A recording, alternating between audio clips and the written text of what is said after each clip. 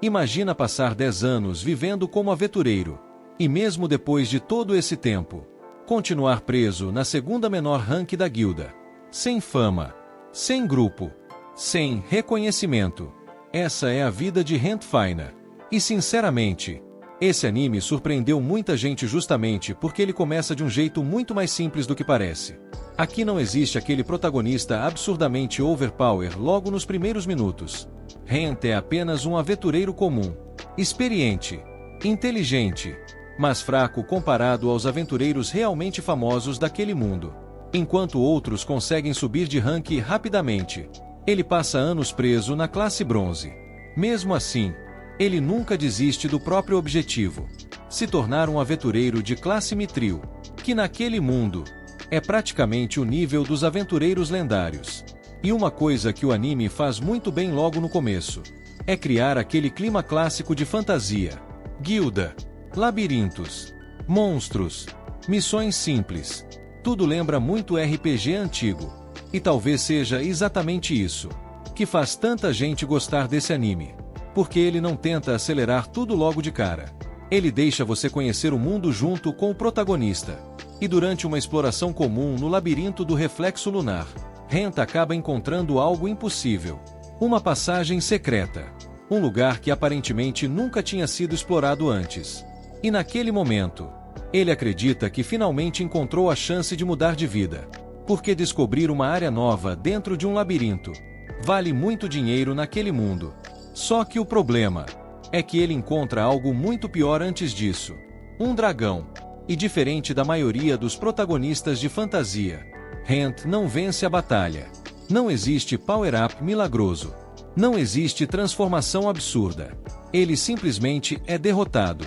E pior ainda, devorado vivo. Só que quando tudo parecia ter acabado, ele acorda novamente. Mas não como humano. Rent desperta como um esqueleto. Um morto-vivo. E é aqui que esse anime começa a ficar diferente da maioria das fantasias atuais. Depois de acordar naquele estado, Rent percebe rapidamente uma coisa: ele não voltou como humano. Agora, ele é literalmente um morto-vivo. E sinceramente, é aqui que o anime começa a mostrar o seu maior diferencial. Porque ao invés de transformar o protagonista em alguém overpower do nada, a obra trabalha a evolução de uma forma muito mais gradual. Quase como um RPG clássico. Rent começa como um simples esqueleto. Fraco, instável e completamente perdido dentro do próprio labirinto. Só que enquanto derrota outros monstros, algo estranho começa a acontecer. Ele começa a evoluir. O anime chama isso de evolução existencial.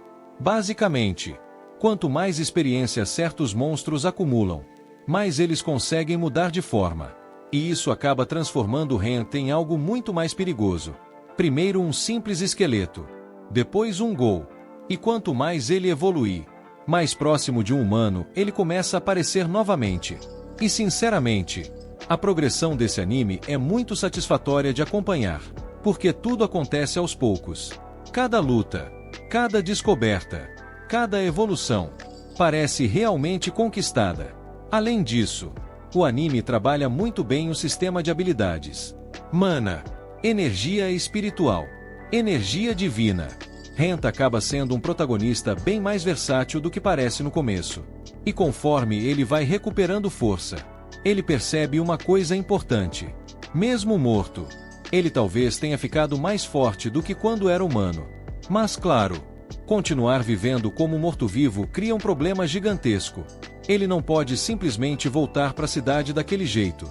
E é aí que entra uma das personagens mais importantes do anime. Hina, uma aventureira novata, que acaba encontrando Rent dentro do labirinto. E mesmo assustada no começo, ela percebe que ele não age como um monstro comum. Ela ajuda Rent, compra roupas, uma máscara, e permite que ele consiga voltar para a sociedade sem revelar sua verdadeira aparência. Inclusive, a própria máscara acaba se tornando outro mistério interessante da obra. Porque ela é amaldiçoada. E aos poucos, o anime começa a misturar Dungeon Fantasy clássica com elementos mais misteriosos envolvendo maldições, evolução e monstros inteligentes.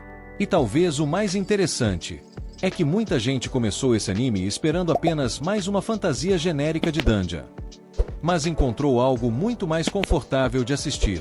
Uma aventura mais calma, mais focada em progressão, exploração, construção de mundo, quase como aqueles RPGs antigos, onde a graça estava justamente em acompanhar a jornada aos poucos. E quanto mais o Rent evoluir, mais o anime começa a mostrar que existe algo muito maior por trás daqueles labirintos. E é justamente aqui que o anime começa a se destacar de verdade. Porque enquanto muita fantasia atual tenta acelerar tudo, esse anime faz exatamente o contrário. Ele deixa o mundo respirar. E isso funciona muito bem. Depois que Rent consegue voltar para a cidade disfarçado, o anime começa a focar muito mais na construção daquele universo. E é aí que Lorraine se torna uma das personagens mais importantes da história. Porque ela começa a estudar o que realmente aconteceu com ele. Como um humano conseguiu virar um morto-vivo consciente. Como ele continua evoluindo. E até onde aquela transformação pode chegar. Inclusive, o anime começa a sugerir que Rent talvez consiga alcançar formas ainda mais avançadas de mortos-vivos.